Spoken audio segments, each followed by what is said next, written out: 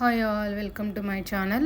ఈ వీడియోలో సంక్రాంతికి నేను ఏమేమి చేశానని మీకు చూపిస్తాను.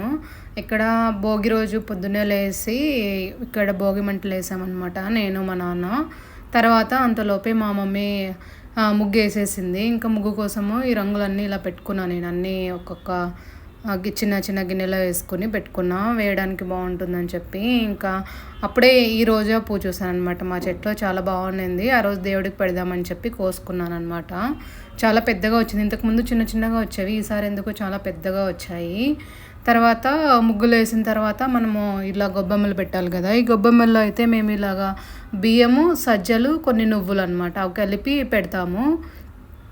మీరు కూడా ఇలాగ పెడతారా మీ ఊర్లో, లేకపోతే మీరు ఇంకేమైనా కొంచెం డిఫరెంట్గా చేస్తారో నాతో షేర్ చేయండి కమెంట్ బాక్స్లో. తర్వాత మేము దీనిలోని మెయిన్ డోర్ దగ్గర మళ్ళీ ముగ్గు మీద పెడతామన్నమాట.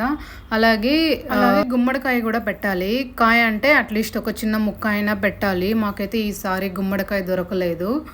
మామూలుగా అయితే ఎవరి దగ్గరైనా చిన్నది ఒకటి ముక్క అయినా ఇప్పించుకుంటాము. బట్ ఏమో ఈసారి మా అమ్మ ఎవరి దగ్గర తీసుకొని రాలేదు, మా దగ్గర ఏం లేదు. ఇంకా అందుకే మేము పెట్టలేదు గుమ్మడికాయ ఏమి. బట్ కానీ ఇక్కడ మీరు డోర్ దగ్గర చూస్తే పెట్టాము కదా, ఇక్కడ దగ్గరగా చూపిస్తా చూడండి. అక్కడ మీకు నేను షేర్ చేశాను కదా, మేము సంక్రాంతికి ఇవి ట్రెడిషనల్ ఫుడ్ చేస్తామని చెప్పి, అవి సద్ద రొట్టెలు మళ్ళీ సెలమిడి.